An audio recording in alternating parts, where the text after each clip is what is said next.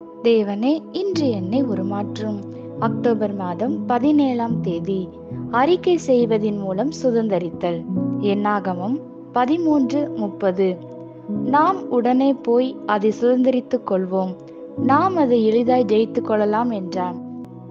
விசுவாசிகளின் வாயிலிருந்து புறப்படுகிற விசுவாச அறிக்கை பிசாசை அவனது குகையிலேயே வீழ்த்திவிடும். விசுவாசம் தேவனை கனப்படுத்துகிறது. பயமோ தேவனையும் அவரது வாக்குத்தத்தங்களையும் வல்லமைகளையும் கனவீனப்படுத்துகிறது. மோசே கானானை வேவு பார்க்க 12 பேர் கொண்ட குழுவை அனுப்பின போது 10 பேர் பயந்து அவிசுவாசமான வார்த்தைகளை பேசுவதை பார்க்கிறோம். அவர்கள் அங்கு சென்றதற்கு காரணமே சந்தேகம்தான். என்னாகமம் 13:18 முதல் 20 வாசியுங்கள்.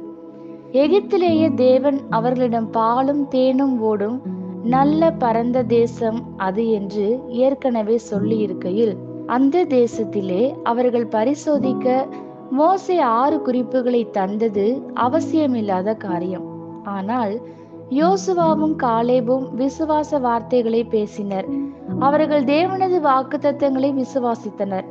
அவர்களுக்கு சூழ்நிலைகளை பார்க்கிலும் தேவனும் அவரது வார்த்தைகளும் முக்கியமானதாக இருக்கிறது. அவர்கள் அவர்களது சூழ்நிலைகளாலே அல்ல, தேவனது வார்த்தைகளால் மிகவும் சவால் நிறைந்தவர்களாக மாறினர். தேவன் அவர்களது விசுவாசத்தை கனப்படுத்தினார் என்பதை நாம் காண முடியும். யோசுவா வல்லரசான இஸ்ரவேலின் ஆவிக்குரிய தலைவராயிருந்து தேசங்களை பங்கிட்டு கொடுத்தார். காலேப் தனது 85ஆம் வயதிலும் கூட மலை தேசமான ராட்சதர் வாழ்கின்ற எபிரோனின் மேல் படையெடுத்து வெற்றி கண்டார். விசுவாசியின் நாவில்தான் ஜீவனும் மரணமும் இருக்கிறது என்பதை எப்பொழுதும் மறந்து விடாதீர்கள். அவன் எப்படி இருக்க விரும்பினானோ அதையே அறிக்கையிட்டான். அவன் அறிக்கையிட்டது எதுவோ அது அவனது இருதயத்திலிருந்து புறப்பட்டது. எதை நீங்கள் விசுவாசிக்கிறீர்களோ அதுதான் இதயத்திலிருந்து வெளிப்படும். நீங்கள் எதை எப்படி விசுவாசிக்கிறீர்களோ அப்படித்தான் தேவனும் உங்களது கண்களின் மூலமாக பார்த்து காண்கிறார்.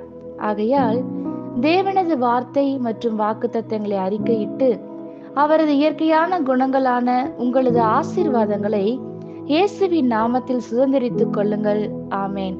இந்த வார்த்தைகளினால் நீங்கள் ஆசீர்வதிக்கப்பட்டீர்கள் என்று நாங்கள் நம்புகிறோம்.